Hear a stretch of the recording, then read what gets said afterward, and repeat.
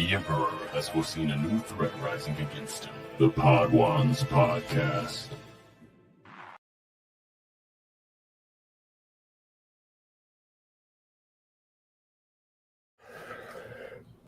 What's up, everybody? How you doing on this swell, good old Thursday? I'm doing good. How are you doing? Just trying to survive, big changes technology-wise. We're finally away from StreamYard. We're now finally back to my old reliable OBS and Video Ninja combination, so this is going to be a little bit of a probably rough ride technically for this week, and then next week it should get better. As long as we're not trying to do anything crazy, we're just kind of hanging out, kind of talking about. It's kind of I don't want to say it's a slow week for Star Wars, but we did get rumors, and I must emphasize rumors, that there may be a Kenobi Season 2 happening. No official statement or anything like that, but it has some of the fandom in a tizzy because I think this is a controversial decision from Lucasfilm of continuing on the story that technically didn't need to be continued on in the first place, but they did, and depending on who you ask, was successful in varying degrees and unsuccessful in others. I'll say this. How do you feel about a Kenobi Season 2? Well, my opinion is I feel like it shouldn't even happen, is my opinion. I feel like Kenobi Season 1 was necessary piece of television for Obi-Wan. Like, I know everyone has talked about it to death, but I feel like Revenge of the Sith to A New Hope wasn't as a continuity jump as people were led to believe with the prequel trilogy. There was major continuity gaps across the board, and I felt like Kenobi did a really good job bridging the prequels to the originals, and it felt like it closed the story in a way that felt satisfying to both Obi-Wan, Anakin, and did a really good job setting up Reva's story. Kenobi Season 2, I don't really see where the story can go from the ending of Season 1. It just feels like Ewan is just wanting to come back for the sake of coming back, and I'm like, if you're just really dead set on coming back for the sake of coming back, there are other ways you can do it, like Ahsoka Season 2 is a really good prime example of, hey, if you really want to bring him back, Ahsoka Season 2 is right there. Just use it and run with it. I am not going to disagree with you, but I'm going to offer a counterpoint here.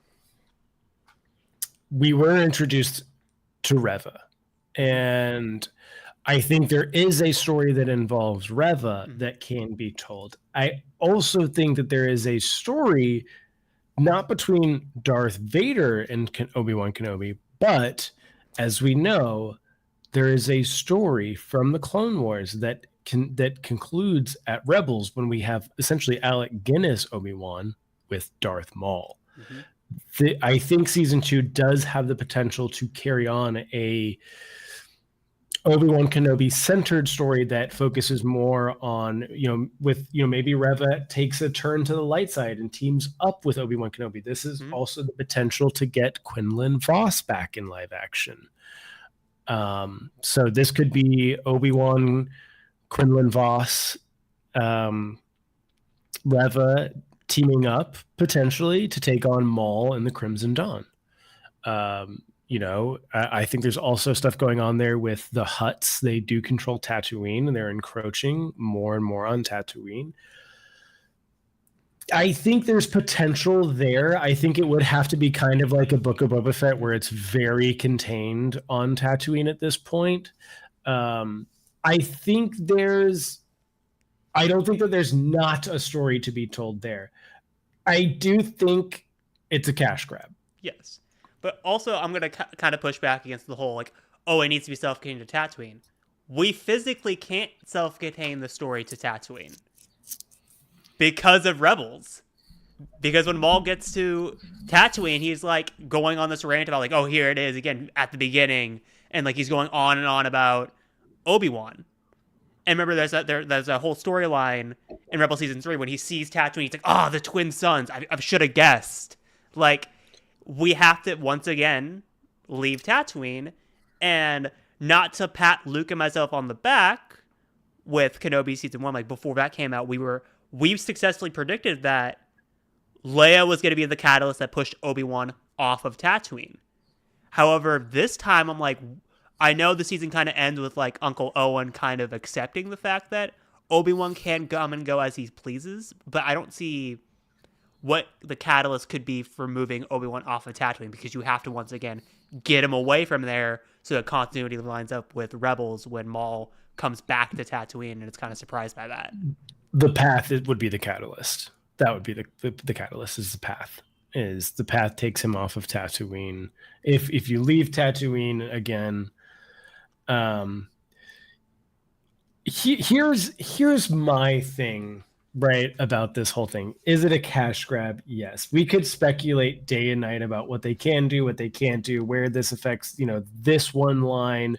I mean, let's be real. Like, Kenobi is the line in A New Hope that, with Darth Vader and Obi-Wan has been contradicted, I think, like 70,000 times in Star Wars at this point.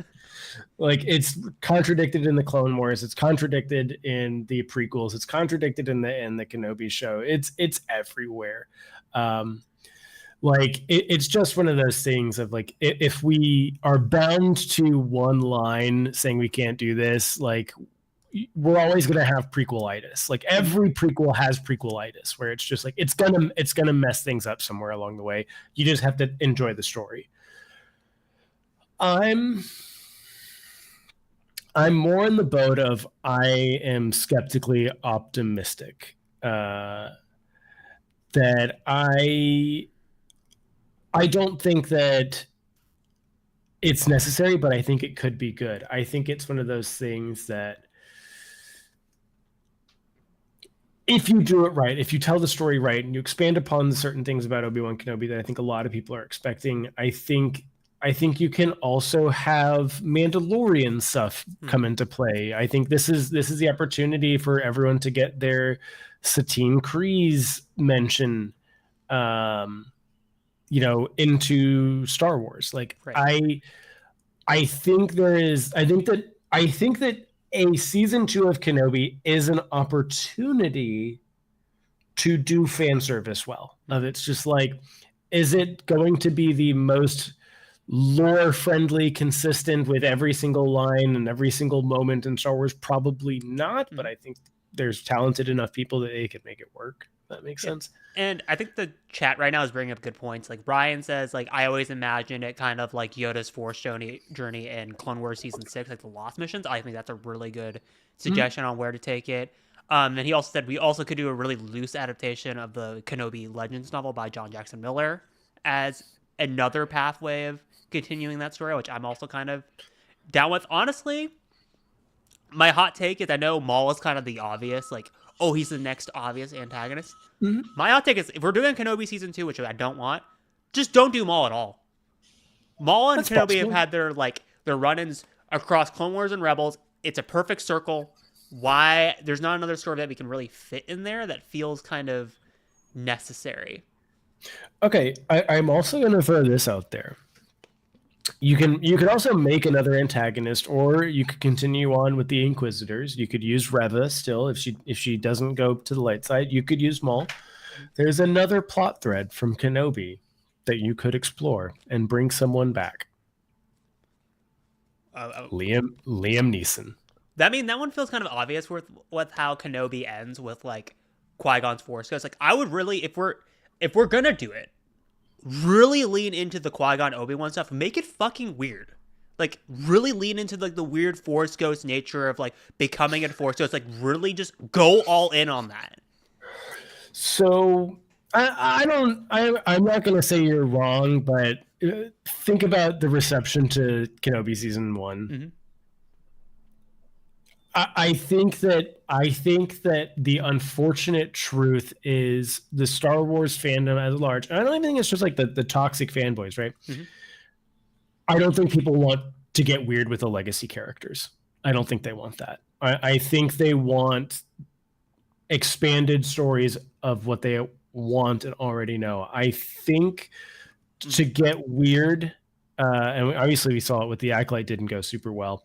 But like, look at Skeleton Crew. Like, there's not a original character. I mean, there's not a legacy character in there. It's all original characters. I think if you look at Andor, like, well, it's not a weird show. It's a show that took risks, and how it took risks was largely original characters. Right. You know, like Luthen was not a character. You know, Clea was not a character. Vel was not a character. Cassian was the, you know, supporting lead in Rogue One, and Mon Mothma, like, let's be real, was a character with one line or two lines in Return of the Jedi. Like, I think those are the characters that people feel comfortable taking risks with. I think you can have a story about the Force Ghost journey and you know, kind of establish the lore a little bit more on what it takes to become a Force Ghost, how Qui-Gon teaches Obi-Wan to become a Force Ghost. I think that could be interesting. You need conflict, you need friction. There's going to have to be an antagonist somewhere along the way. I think that, like I said, Maul makes the most sense. Like, if we're being honest, Maul makes the most sense for an antagonist, but you're either going to have to use someone like Reva, maybe one of the bounty hunters. Like this could maybe be a, like, Bosk. I'm like just throwing one out there, right? Bosk would be fun. I'm just like it could be, yeah, he could be a fun antagonist to have. But it's one of those things that, like, I think that there's opportunity here. And I think it's one of those things that, and I've said this every single time we've talked about a new Disney Plus show, is that the thing about Disney Plus and what they're very good about doing is surprising us. I think with Kenobi, the big surprise was Leia. Like, yeah, like, you could predict that, like, oh, she's going to get him off Tatooine. I don't think anyone thought it was going to become a buddy cop series with Leia. And I think with, you know, the Skeleton Crew, I think that, you know, Jude Law being a Jedi pirate, you know, no one was really expecting that. You know, interviews said that he knew the Force, but a Jedi pirate, and then this really, I think that show itself was almost the surprise of, like, how good it was. And, like, say what you will, like, Acolyte has its own twists. Like, you know, no one knew that it was going to be a story about twins that started as a murder mystery and all the stuff with Chimera and stuff like that. So I think that they do have a talent for that, is to, like, surprising us. And I think it's something that maybe we wouldn't be able to predict. If that's Luke in the chat, yeah. I am done with flashbacks. That's okay. I'm done. That's the core of my issue with Kenobi season 2. A lot of it surrounds, this is just me guessing, but from, like, the Kenobi panel at Celebration in London and, like, statements Ewan have said, like, over the last couple of years, it just sounds like Ewan wants an excuse to wear the Clone Wars armor. And to that counter, I say, Ahsoka season 2 is right the fuck there if we really want to do more story with Ewan. Because it's like, we don't need to create an entire excuse of a story just to put Ewan McGregor in Clone Wars armor. Are we also just treading ground again if we're putting him in the clone armor the same way we put Hayden in the clone armor? Here's my hot take. Prequel era content is only successful and popular in Gen Z social media spaces. Mm-hmm. I think if you look at it punch for punch, pound for pound, bag for bag, the stuff that has been the most successful in the Disney era of Star Wars has been stuff that revolves around the original trilogy. Yep. That's, man, I'm going to give you the Book of Boba Fett as, like, the one. As much as I love the Book of Boba Fett, it's not successful. The Mandalorian, Skeleton Crew, Andor, Rebels. There's more successful original content material, I think, when it comes to, like, the video games. Mm-hmm. The Jedi Fallen Order, like, yes, there are prequel ties there, but it is, you're killing stormtroopers in that game.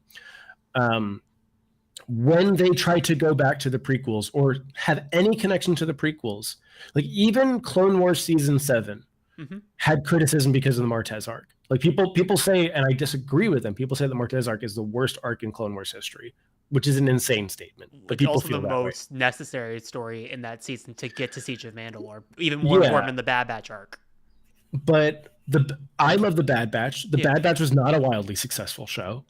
It was kind of like a lot of people felt it was a Kmart Clone Wars. Yeah. And also, I agree to Ryan's point when he just said in the chat, rating-wise, Kenobi was still very much a success. I think it was even more successful than The Mandalorian just because I think it has that rare Goldilocks in what you're talking about of like, it's both prequels and originals. It appealed to both sides of the fandom, while I think Kenobi Season 2 would not have that appeal. Yes. I think the if they do a Season 2, it has to be... if they do a Kenobi Season 2, this is how you get from Ewan McGregor bridging the gap to Alec Guinness. That's what it needs to be. Which I find insane because I think Episode 6 did that absolutely perfectly in Kenobi. Like I was like, oh yeah, I could see how Ewan went from Ewan McGregor to Alec Guinness in the last 10 minutes. We'll need to see, like, and I think we'll see, if this happens, like, you'll probably see maybe an aged up Ewan McGregor to make him look more like, but no, I genuinely feel that, and I've said this since we've met, is that I think your average Star Wars fan, and we're talking about people who watch the movies and will watch the Disney Plus shows eventually. They are not there Tuesday, Wednesday nights waiting up until 3 a.m. to watch, Andor episode, whatever it is, right? They're not staying up to watch these shows. They're either, they're scrolling TV, they're scrolling on their smart TV on a Wednesday night because they have nothing better to do. It's like, oh, there's a new Star Wars show. Let me start that. Mm-hmm. That is your average Star Wars fan, like it or not. Like, your average Star Wars fan learned about Thrawn if they watched Ahsoka. Like, your average Star Wars fan does not know Darth Revan. I would make the argument that even if you talk to someone who really, really, really likes Star Wars, and you ask them, what does Luke Skywalker fly? They'd say an X-Wing. If you ask them what a clone trooper flies, static. Static. What's the ship that Anakin Skywalker flies? It's an ETA-2 Jedi Starfighter. No one knows that. I think that this is an issue with social media and like the prequel glazing area. I love the prequels. We've established this. The prequels don't have a lot of memorable things and cultural. It's been memed to death, but like, I think that a character like Dengar has more cultural impact than a character like Zam Wessel. That's insane of a statement to say. I think he does. I think that like more people could probably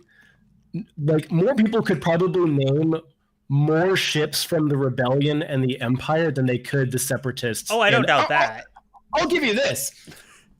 I think 99% of Star Wars fans could tell you exactly what the Empire stood for and the Rebellion stood for, but they could not tell you what the Separatists stood for. That one I can get behind, because we were just talking about that with your like video where you're talking about where you stitched that one person that was talking about like they didn't understand the conflict between the First Order and the Resistance. We were joking about that. If you just watched that's a whole other issue. No, but I was gonna say I was just gonna jump over to that, but say like where like if you were just watching episodes 1, 2, and 3, yeah, you couldn't tell you what the Separatist Republic conflict is unless you watch the Clone Wars, and you're like, oh, I kind of get it now. If you're just watching the movies, you don't. You still only kind of get it.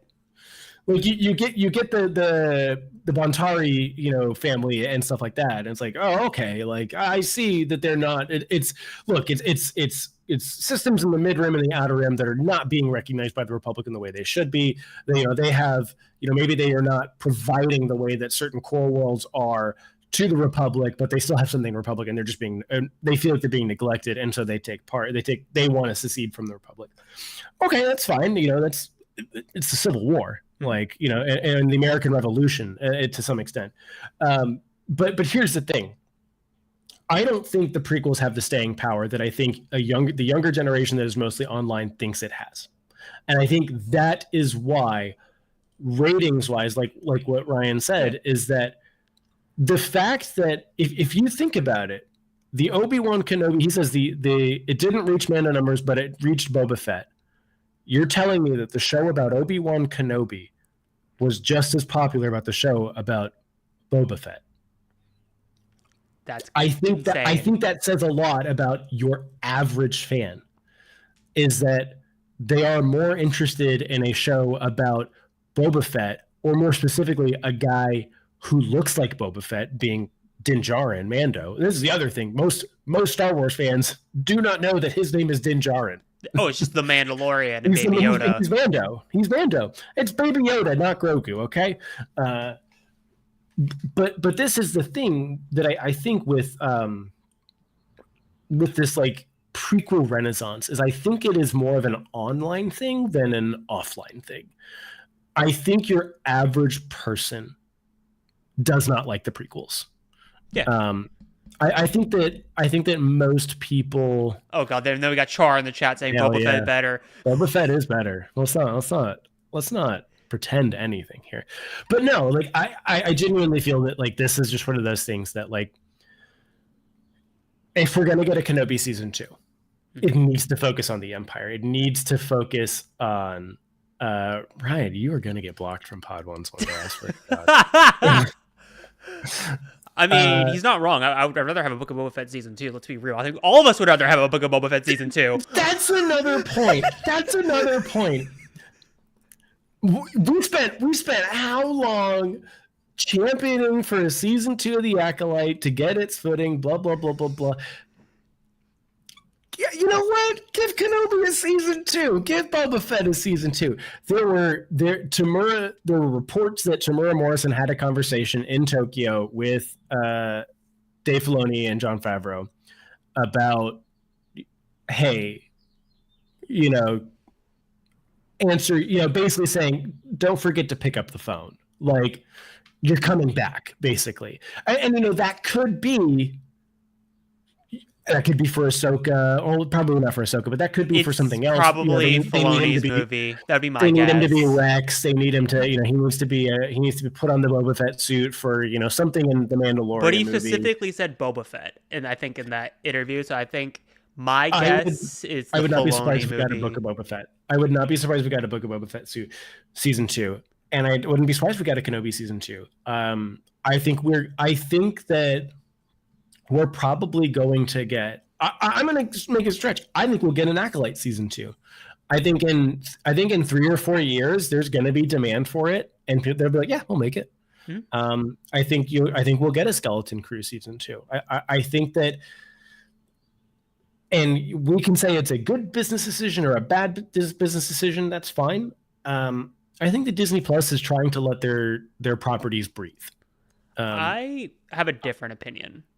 Okay. I don't think they're trying to let it breathe. I think it's more of we're just getting less TV shows as of late. And I think they're just focusing more on quality over quantity. And I think anything that's not currently in production is just a question mark. Like, if it's not actively being developed as a TV show, it could become a movie just like that. I think Star Wars is more focused on theatrical right now. So I feel like we're going to switch to what I feel like we've always should have been saying I've been saying for the longest time of, let's just do one show a year and that's it. And then let's just make that the best show possible. And then the next year we just get a movie. And then we just go back and forth and we just kind of zigzag back and forth between both mediums. And I feel like, while I do not deny like the precedence of why Lucasfilm is looking at the numbers and going, yeah, I see why Kenobi season 2 could work. I'm just more hesitant to the idea of like Skeleton Crew season 2, Book of Boba Fett season 2. Acolyte I put it as a maybe because I feel like we can get a premiere show, and I feel like that's.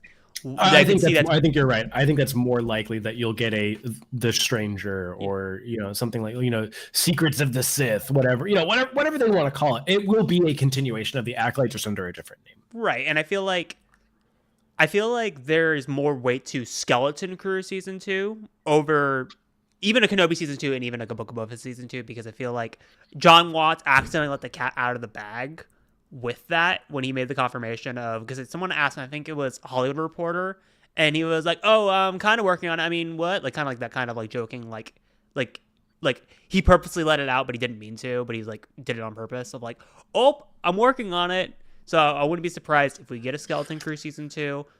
Boba Fett, yeah. I feel like the most likely thing, and I was saying when you were talking about it, was we are going to get Tamora Morrison back as Boba Fett in the Filoni movie, not Mandalorian and Grogu, the culmination movie where like the one that got announced during Celebration in London. That's still happening. That's going to be like the finale movie that like wraps everything up. Sure, I could see that. I think it's one of those things that I could see a cameo of Tamora Morrison and Mando and Grogu. Like, you know, he shows up, you know. And credit, I'm kidding, no, not really. No, no, I'm saying like kind of like Maul and Solo, where it's like at the very end. Slave, like, you know, there's a battle going on, and the slave one, you know, does a sweep, drops a seismic charge, and it's like, I gotta go, mate. See you around later in the sequel, The Search for More Money. Like that's what I see happening. I was going to jokingly... I'm so excited for Spaceballs 2. We have not talked about it in that podcast, but Spaceballs 2 is happening, and I'm so stoked about it. I was going to jokingly, like I said, I thought it would be like a Solo situation of like, oh, we need to contact somebody, and it's Boba Fett, and he just turns around, and they're like, oh, shit, and the movie ends. That feels very MCU to me. But that's they did it in Solo. I love Solo, but they did it in Solo. They kind of did it, but it's like it's one of those things that like he is part of Crimson Dawn. It does kind of make sense and stuff like that. But here's I do think that I think that there are mutual conversations between Kevin Feige and like Jon Favreau of like, okay, we cannot copy each other. Yeah. Like I believe that the people at Marvel and Lucasfilm are incredibly smart, and they have these conversations. It's like people will start, if we start copying each other, no matter how good the idea is, people will just accuse us of copying each other. Right. And it's just going to feel samey, and people will think it's stale. But no, like I think that like if this leak is real, I am an optimistic person. I think that if there was a discussion, it was because someone brought forth a rough draft of a screenplay or script, and they were like, "This is good. Like, this is a good reason to make a season 2." Because here's the thing about Star Wars that I think people forget is they're not hemorrhaging money with this franchise. Right. They're not at the point where they're like, oh my gosh, how do we recoup the money we spent on the Acolyte, the $280 million? Like, oh yeah, I forgot, we sell fucking action figures. Like that's how you sell your money. Books and T-shirts and shit. Yeah, it's like they can write whatever book they want. The book is just a drop in the bucket of like their actual money that they spend. Like, it's just like, oh, people were upset about the Acolyte and we spent $280 million. How much did we rake in this month alone on Disney Plus? Oh, that's right. $500 million. We're good. You know, keep making the shows. Also, is it wrong that I unironically agree with Nick in the chat with Spaceballs 2 is like he's more excited for Spaceballs 2 than Mando and Grogu? I am too. I am a staunch Mando and Grogu defender. I think that movie's going to be good. I think it's going to be a very fun action adventure movie. I think it's going to be the Fast and the Furious of Star Wars. Yeah. That's what I think it is. I don't think it's going to be as ridiculous as Fast and the Furious. I think there will be a ridiculous moment in there. You know what? It's going to be Uncharted. It's going to have like Uncharted vibes where it's just like, this is the most insane thing that these two could get into right now. How are they going to get out of it? Of course they're going to get out of it. But yeah, I think the state of like Lucasfilm, obviously they need to make money. They have to make money. And I think if they were desperate to make money, like if we're being honest, if they were desperate to make money, you would see things like Star Wars Connect happening. You would see things. No, I'm dead serious. I am dead serious. You would see more things like. I mean, we're seeing it a little bit now, but you would see more ridiculous merch tie-ins. Like we see it with like Oreos and Coke. Like there's like the Coke, things, but like. That's not anything, but if it was like doing really ridiculous stuff, like, if you buy 20 cans of Coke, you can get access to the newest Mando and Grogu trailer. Like that's a sign of like they really need to push marketing and stuff like that. And I just think like the as much as like people who hate Disney Star Wars go, the quality, when you say quality over quantity, we don't really have a quantity issue right now. Like there's more than we've ever gotten, but at the end of the day, like they're not pushing out that we're not getting super bombad racings, right? we're not getting insanely terrible things. We're getting things that people don't like as much, which is different than like Yoda stories. It's different than the holiday. Obviously, the holiday special is a little bit of a different thing, but like I think people forget when Lucasfilm was really trying to make money, and they've always been very profitable. But when it was like under 20th Century Fox, and they were pushing every marketing outlet they possibly could, Disney's not doing that because they don't need to. I think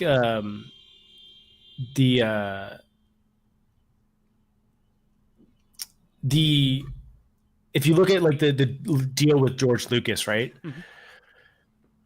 It was $4 billion, and I don't know the breakup of it, but it's like I think it was $1 billion cash on hand and $3 billion worth of Disney stock, which is he made out like a bandit in that deal. Yes, he has like maybe not 10 times his money, but he got way more than $4 billion out of this deal. And that's because Disney and Lucasfilm specifically have been so profitable. They sold, as a transaction, they bought Disney for $4 billion, as in that was the estimated value of Lucasfilm. Yeah. They bought Lucasfilm for $4 billion. If they bought Disney for $4 billion, I'd be like, whoa. Yeah. Disney's hurting. The mouse needs his fix. It's varying reports, but anywhere from like 16 to $60 billion is the estimated worth of Lucasfilm right now. So they're not hurting for money.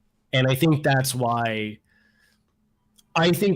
shows like Skeleton Crew are being made. I think that's why shows like Andor specifically are being made, is because that even if Andor wasn't successful, and Andor was like an uphill battle because it's a character that they made and that is not a fan favorite, but they have faith in the script, they have faith in that, and they went with it, and it was wildly successful. Like Andor season 2, like we've talked ad nauseum about that show, but the rest of the world is also talking about that show. I'm hearing from people who do not watch Star Wars that are like, "Oh, you like Star Wars? Have you seen Andor?" And I'm like, "Oh yeah, of course, it's my favorite." I've done that to my coworkers who don't like Star Wars. I'm like, "Have you seen Andor though?"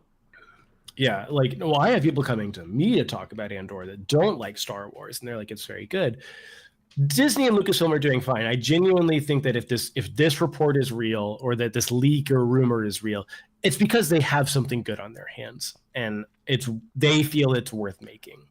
Also, another thing that we haven't talked about, like with this leak, is I know Ryan has talked about it at length, but I also want to talk about it on here. Is like even like the validity of the leak, because Daniel RPK has been known like across the Marvel fandom and the Star Wars fandom as one of the most unreliable leakers. Sure. In any fandom. And sure. Even like, let's say, even if he was like a credible leaker, I would even take this with a grain of salt. But the fact that it's Daniel RPK makes me go, okay, where did this actually come from? Did it actually come from him? Did it come from his Discord server? Because like Ryan has talked about at length, a lot of his leaks come from his Discord server of people speculating about stuff they want. Or is it actually coming from him?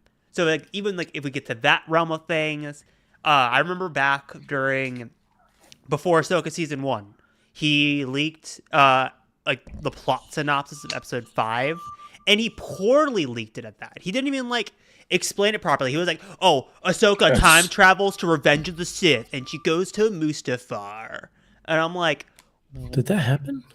No, because like, and like that's how he described it. She time travels very loosely.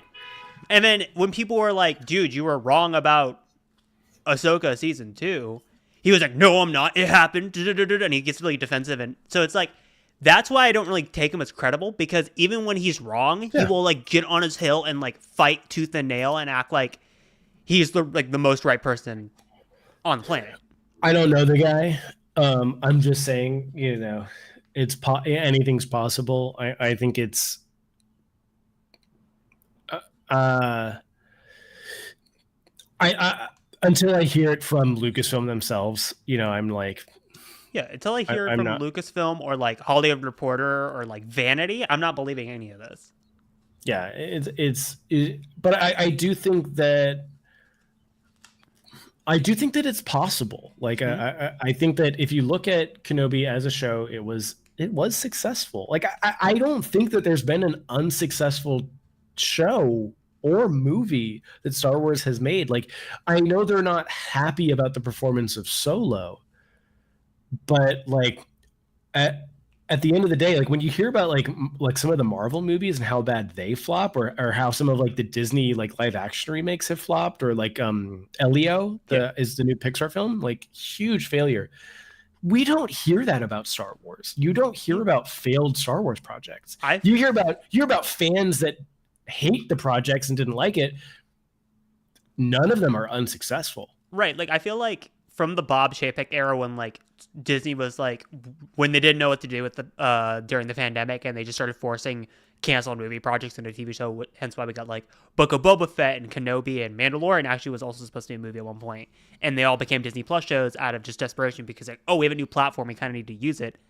I feel like between Marvel Studios and Lucasfilm has handled the transition to Disney Plus better than both of them, because while like you said, well, people debate like quality issues. Like, they're still putting in viewer numbers at the end of the day. Marvel is not in the same boat with their shows. Some of their stuff, like Secret Invasion, I think was a huge flop. I think Eternals was also a flop. Like, I think the Marvels was like not successful at all. You had like Deadpool and Wolverine, which like broke records. You know, good for Marvel. But it's one of those things like you unless I'm wrong, you just don't hear those same reports from, you know, you hear that the Acolyte was not getting a season 2, not that the Acolyte didn't meet expectations. Right.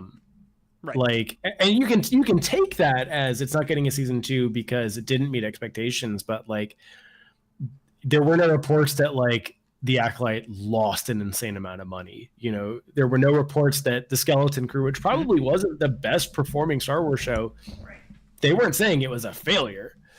Sorry, I dropped my mouse across the room, so I got to go grab it. Wow. But yeah, like I think that Star Wars is in a good spot because they're at a point where they can kind of make what they want to make, and obviously make what people they think will resonate with fans, and fans will like, and fans will see, and tell other people to go watch whatever it is they're working on. I have all the faith in the world that Mando and Grogu will be successful. I think that, again, so like I think even in our community, and like even the talks, you know, they are so caught up about, oh, they ended season 3 so perfectly, why are they doing this? I think your average Star Wars fan is like, the sequels were divisive, even outside of like the toxic fandom. Like there are people who just didn't like them. There's no getting around that. The same thing happened with the prequels, right? I think you have on a more outside surface level, you have more enjoyment of the sequels than the prequels, you know, from your average fan. But I think there's no getting around it. The thing that really brought Star Wars back was The Mandalorian. And I think that alone is going to be enough to make Mando and Grogu a successful movie. Oh, it's a guaranteed $1 billion. Like that's not even a question. I don't know if it's going to be $1 billion, like Deadpool and Wolverine. But I think it's going to do well. Here's my thing with Mando and Grogu, and I think JJ has made this point really clear. Why is live action remakes doing so well with Disney? It's because there's no other projects for kids. Elio didn't do well because Disney marketed it poorly, and that's another discussion we could have inside of itself with original stories. Mando and Grogu is going to appeal not only to us, the casual Star Wars fans, it's going to appeal to parents and their kids. Because if you're going to take your kids to a movie, they're going to see Baby Yoda. They're going to go see Baby Yoda. It's like so it's like that's why I'm like, oh, it's a guaranteed $1 billion because it appeals to so many different sections of people compared to like most Star Wars movies. So, yeah, I mean, I think that there's a little bit of like Mando fatigue or Star Wars fatigue that has maybe set in for some people, but no, like it's going to be a smash hit. Like there's no getting around it, and I think that if we're to believe Kenobi season 2 is happening, like if this Ryan dude RPK or whatever it is, if let's say he's got a valuable, a validated source. Like I said, I think that the reason they would go through it is because they have a lot of confidence in it. And it's, yes, everything is going to be a cash grab in one way or the other, but I do think that they'll be like, yeah, this makes sense. This feels good.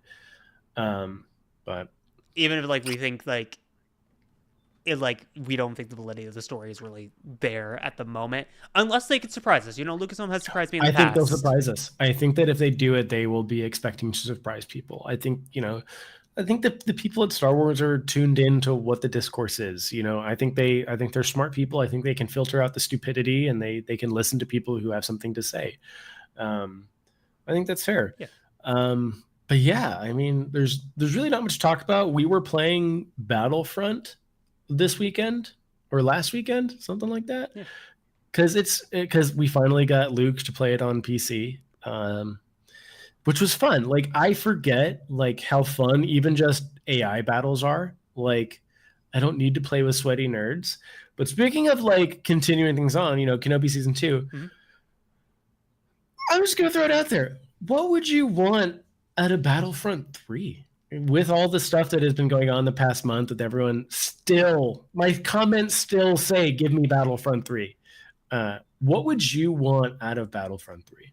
So I think because I've talked about this at length with like Grandmaster Bale on Discord a lot, and I feel like the best case scenario for a Battlefront 3 is using the foundation of Battlefront 2, like port over the engine, port over and like all the same assets and like upgrade them, obviously make them look better, make them look like PS6 level quality, because I'm assuming this is not going to be a PS5 thing, and then build that foundation on top, like add new heroes and stuff, like add like Ahsoka and Ventress, Cassian Andor, like Krennic and that kind of stuff. Like bring those characters back into the fold, and then do like some like more maps of like I know we're like prequel fatigued, but like Clone Wars era maps, like maybe like Mandalore is a map, and like Umbara maybe is a map. Get a little bit away from like the Clone Wars like aspect of like clones versus droids, like make it more like that's the exception, because you get like clones versus Mandalorians or like clones versus the Umbarans and that kind of stuff. And then bring in some stuff from Battlefront 1. Like bring back the Battle of Yavin game mode with like where you have to like escort R2D2 on the Death Star, and like the player is playing R2, and like if they do it successfully, you get to do the trench run. Like bring in stuff like that. Like make it a combination of Battlefront 2 and Battlefront 1, and then add in some of the new stuff from the Disney Plus era, like even like I'm forgetting some stuff like Mandalorian and like Boba Fett, like the Book of Boba Fett era stuff would make sense, and like make it like up to date is pretty much is what I'm asking. Like 'cause I think Battlefront 2 is already not a perfect game, but I think it's a really good foundation to just throw away and just start from scratch. I disagree. I think that if this game were happening, if Battlefront 3 were happening 2 years ago, 3 years ago, I'd agree.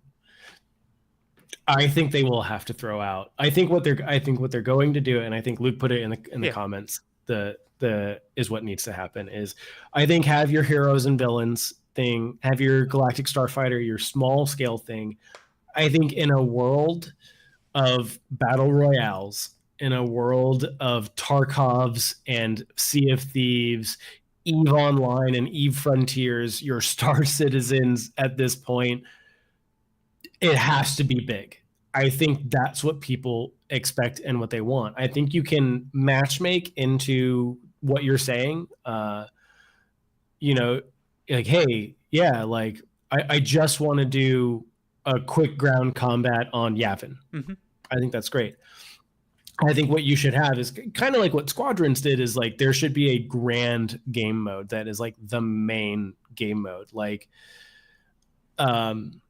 Titanfall does this as well, where it's like, yes, they have these small little game modes, but the attrition game mode is what you want, where, you know, you're doing all of these crazy things, and you're calling in mechs and stuff like that. I think you need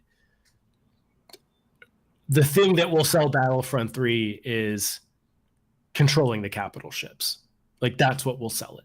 And deploying TIE fighters and X-Wings from Star Destroyers and MC-75s and sending those ships, you know, like basically having a battle start in space, or have a battle in space that's going on.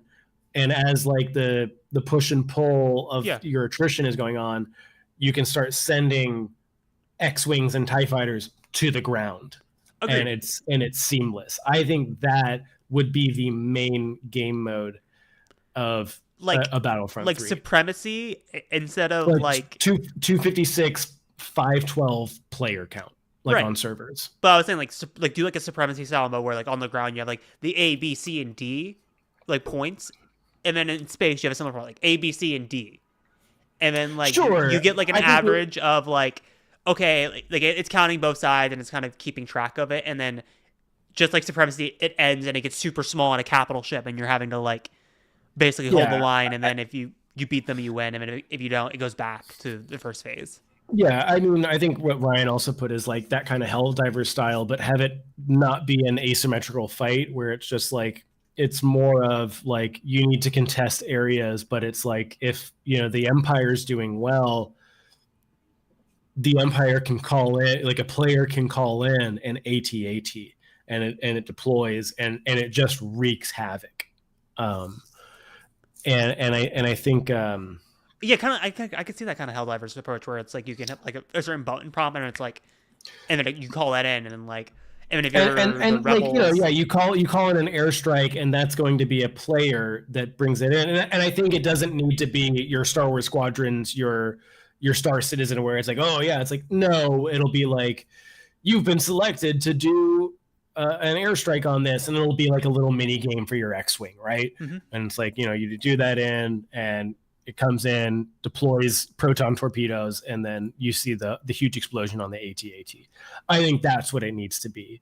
But I do think that scale needs to be there. I think if you show someone that like you're doing a battle on Tatooine, and you have a battle in space, and you see the explosions in space. I don't know if you've ever seen, there is a game out there that's not super popular, but it is kind of that idea where it is like a singular planet and a space station, and you're just going back and forth between them. That's what that game would need to be, is you need to have like, you never played Battlefield 1942, I don't think. No, I've never played it. It's obviously the start of Battlefield. It's where Battlefront came from. The Galactic Assault, I think is what it was called, was the mod for it, and that's what spawned Battlefront. The thing in Battlefield 1942 was you could take off from an aircraft carrier with your little World War II planes. You could also drive the aircraft carrier, and then people could be in the guns and shooting, you know, huge artillery barrages onto the shores. And it's cool. And I think that's what a new Battlefront would need, was like you put it in a trailer, right? Mm-hmm. Of being in the Star Destroyer. You know how like in Battlefront 2, like on the original Battlefront 2, you would deploy out of the Star Destroyer. press X at the bridge, and then it's like this whole thing, and then you're controlling the Star Destroyer. That's what the game needs. Is that huge scale. And prequels, Venators, First Order, the new Star Destroyer, stuff like that. It's just got to be a big scale. I think those little niche game modes can work. Like I think something like Ewoks versus Ewok Hunt is fine. But I think there's I just imagine when you're describing this like you're in a third act of Star Wars. Like there's three separate things going on 3 different fronts: in the air, on the ground, and then there's a lightsaber fight happening at the exact same time. Yeah, absolutely. It should feel exactly like that, and it should be one of those things if it's just it's like I said, it's a 256 or 512 player count. Huge things. Sure, you can do your 5v5, hero versus villain. You can do your 64 player or 128 player small ground battle. Galactic Assault, Sure. But the big appeal would be massive scale, huge battles. And it's one of those things of if you're doing the Battle of Naboo, right? Mm-hmm. And you're shooting and you look up, you should see the explosions up there. In real time. And here's I guess this shouldn't be a hot take to anyone that's in the gaming scene at all. And this should be a no-brainer to anyone. It should be live service. I know people are going to look at me and 100%. Go, people will be like, look, live service. How do you expect it to make money? You should be buying the pink Darth Vader skin. You should be buying the rainbow X-Wing. Hide all the skins behind a paywall. Make it all cosmetics. I don't care. Yeah, all the clone skins on Game Pass anyways. All the clone skins. Sorry, that should be cosmetic. You should buy that. You want to be a 501st? You give me $5. Mm-hmm. Fuck it. If it ain't broke, don't fix it. That's how it needs to be. I will fight to the death. That's why Squadrons died. It wasn't live service. People bitch and moan about live service games, but that's what they want. Well, let's not hide all the cosmetics. No, you have to. To be honest, Battlefront 2. Do you want the game to keep going? That's the thing that I think that people just, for these games to be as what we described, for these games to be to the scale that we want and to keep, it's got to keep getting bigger. If you think about what Battlefront was in the 2000s and then what the remakes did, they were so much bigger. They were so much more detailed and had so much more going on with them. I think that when you look at something like GTA 6, but it's one of those things of you have to have a second, yes, there's corporate greed behind microtransactions, but at the same time, these multiplayer games do not survive anymore. Yeah, what happened to Battlefront 1 is that the whole hiding most of your content behind a $50 season pass, it split the player base in half. Mm-hmm. Half the people had it and half the people that didn't. And if you didn't have it, guess what? You couldn't do all the cool shit in the game. And then it created this gap of oh yeah, this person wants to play this game mode, but I only have these game modes, and then they couldn't play with each other. And then Battlefront 2 started with some microtransactions, and then the entire internet fucking flipped the hell out, whether you believe it's valid or not. And then they locked some skins behind paywalls, but it wasn't enough where people felt motivated to pay for the microtransactions, and then the game wasn't that financial of a success after the initial launch. And then EA closed it.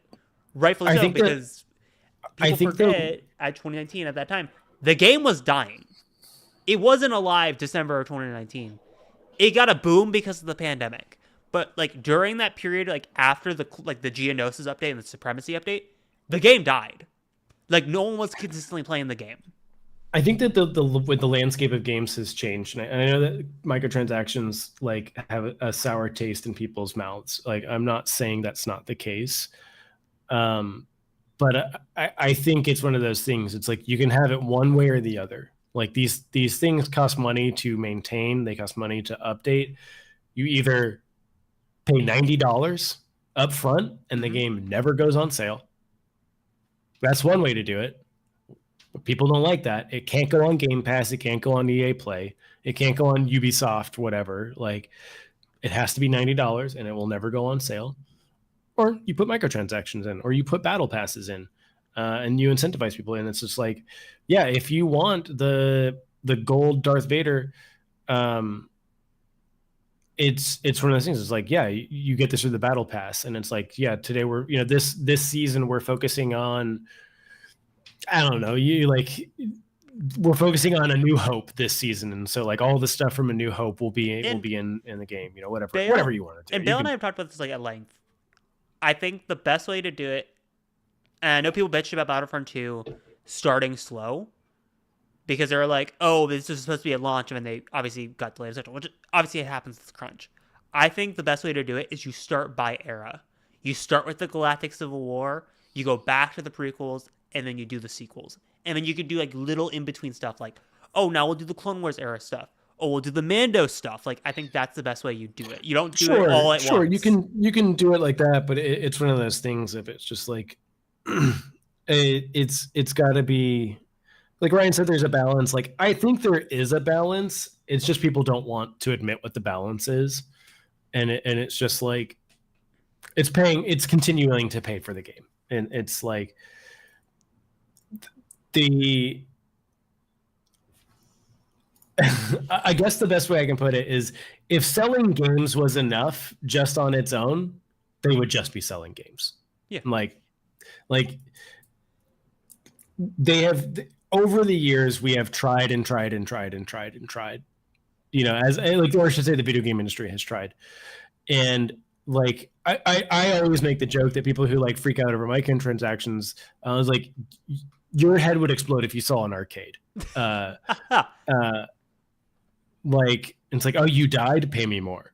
Like, the original microtransaction, the original literal pay to win. And it's just one of those things, like in the 2000s, like with EverQuest and World of Warcraft and like Star Wars Galaxies, you had subscription models, and those worked, to maintain the server fees, but they didn't work to update the game, which is why something like EverQuest has like 30 expansions, which is why World of Warcraft has like 12 at this point, and Final Fantasy 14 has like 10. Like, and those are all paid expansions on top of your subscription, because the way it largely works, not entirely, largely works, is the subscription fee is to pay for the servers that those games run on. The content update is for the expansions, and then you have the cosmetics for just to keep profit going. Like, it's all there for a reason. Yes, it's to make as much profit as possible, but at the same time, it's not like when you see like reports of like, oh yeah, this game shut down. Yes, because these games are insanely expensive to keep going. Right. And if you're not updating the game, you're not adding stuff and engaging people, because you're not competing just with other Star Wars games. You're competing with Fortnite. You're competing with, people forget, you're competing with something like Phasmophobia. If Phasmophobia has an update, it will pull people away from another game. I would even say like it's competing with stuff like, I guess it's like live service similar as style games and seasons and stuff, but like it's competing with Overwatch. It's competing with Marvel Rivals. Like, yeah, like that is Call of Duty. That is your competition. Call of Duty is a company. Yeah, it's like when something like Lethal Company comes out, or any of one of these like flavor of the month. Dune Awakening is like the big thing right now. If you are not updating your game with big updates, look at Sea of Thieves, look at No Man's Sky. Those are free updates, which is insane. But like, they're also like, they are not pulling in the numbers that Fortnite is, that Dune Awakening has been. So it's one of those things, like, it's going to have some type of monetization. And it's like, if I think that what you described isn't a bad idea, it's just not going to sell well. It'll be like, it was Battlefront 2.5. Right. I don't want it. And I think like what you're suggesting is perfect. And like I said, I still think they should do it by seasons. Like, season 1 is Galactic Civil War, season 2 is like the prequels, and then season 3. And you can always switch to the game modes, unlike Fortnite. Like if you're in the next season, you could always go back to the previous season and play those maps. Like, those are always in circulation. It's not like Fortnite where you're just locked to one era. Like, I think the goal is to like slowly drip the content so people come back. So you start with the originals, and then you do the prequels, and then you do the sequels, and then you do the Clone Wars, and then the Mando stuff, and then like and then you can just keep building on that foundation. I think the other thing, and Ryan kind of brought it up with like Battlefield and COD and Halo. I think you should be able to make your own character. I think a character creator in Battlefront, like your regular dude, Agreed, should be someone that you customize, you make it look like yourself. But yeah, like I know I had talked about it a long time ago when this first started popping off, but like I genuinely think that people aren't ready for whatever Battlefront 3 will look like, because they're gonna have to do microtransactions in one way or shape or another. But also it can't, because I like what you described is what I've heard so many other people describe is like, oh yeah, just make it like Battlefront 2 plus, and it's like, no. It's going to upset too many people. Even the original dev came out. I forget, one of the devs came out and said they're going to do that, and then the lead dev came back and exactly what you said, that no, we can't do that. You can't. It's with any. I mean, I will defend this game to the death. Like Starfield is not a perfect game, but it is a good game, and like the people who are upset with it was just like, there's nothing wrong with that game. It's just it doesn't live up to the landscape around it. And I think that's like a harsh but fair criticism. Is it's like, while I don't like the critique personally, you know, people saying, oh, Starfield would be the best game of 2015. It's not wrong. Like when I look at like, not like, I like Star Citizen, but when I look at like No Man's Sky, and you look at what you can do in something like Star Wars Outlaws at this point, like it's pretty insane. Right. And there's an expectation. You look at something like Red Dead, which was way ahead of its time, and now we're going to be getting GTA 6. Like, oh, and like that's going to be the biggest disappointment in the world. Oh, GTA 6 is I'm already going to dread that discourse. No matter, like, even if it's like the greatest game of all time, people are still going to bitch and moan. It's never going to live up to the hype. And I think Battlefront 3 will have the same problem, is no matter what, it'll never live up to the hype that people have, you know, imagined that it could be. Like, I know people wanted an open world Battlefront. You know, I want to be able to fly from Naboo to Tatooine and do different battles. Like, that's not happening. It's not realistic.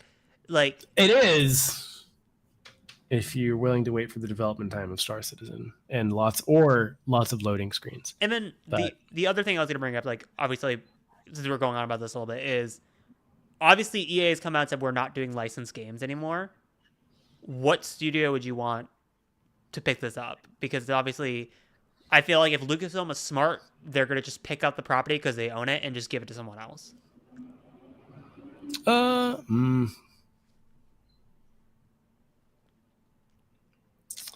don't know. Like Treyarch? That's a choice. They're good. Yeah, they're good. They make Call of Duty, and they're good at it. And I think it's one of those things. Like, I think they could do it. Which is hilarious that we go from the Battlefield developers to the Call of Duty developers.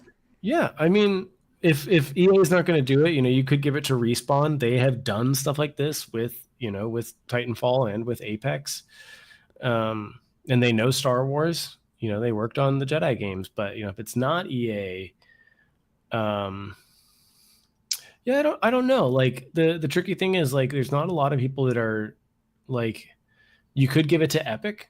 Like, I know Epic is now known for Fortnite, but you put it on Unreal 5.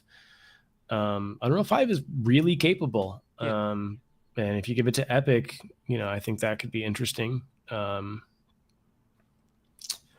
But yeah, there's smaller developers, but they would never be able to do it to the scale. Like there are developers that I would like to see make a very contained version of Battlefront. But I would rather them do a like Rebellion / Republic Commando follow-up. Right. Where it's a very contained shooter, like even if it were like an extraction shooter, but like that's not Battlefront. I think like I said, I think like what you're saying with GTA 6, like the expectations are going to be so up here that no matter what they come They up would with, have to be a huge studio with an insane amount of money. Like, so I think Epic or Treyarch would probably be your best two.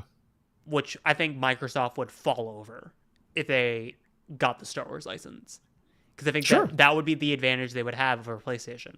I think they would license it over to PlayStation, but Microsoft is kind of in a situation where they need that win badly outside of just Call of Duty and Bethesda. So I think if Lucasfilm rolled up and said, here's Battlefront 3, they would fall over and freak the fuck out. I don't know about that. I think it'd be like one of those things. They would be like, how much money do you want to have it on Game Pass? That's what they would say. Man, if Battlefront 3 is a Game Pass day one, that would be crazy. Yeah. Who knows? Time will tell, but we're sitting here at the hour mark. Yeah, that was interesting. We'll see about Kenobi. We'll see about Battlefront. There's lots of speculation about things going on. But Hereth, tell me where the good people can find you. Well, the good people can find me at Hereth Productions on TikTok, Instagram, Threads, and of course here every Thursday night for the Pod Ones podcast. And yeah, where can they follow you, Chase? Yeah, you can find me mostly on TikTok. I think I streamed on Twitch not that long ago, but I just don't do it that often. And I do podcasts with other people sometimes whenever there's Star Wars stuff going on. And then you can also find me every Thursday here with you and the other two people that aren't here today. But that's about it. Thanks for everyone in the chat talking about Kenobi, talking about Battlefront. We will see you next week. All right. Catch you later.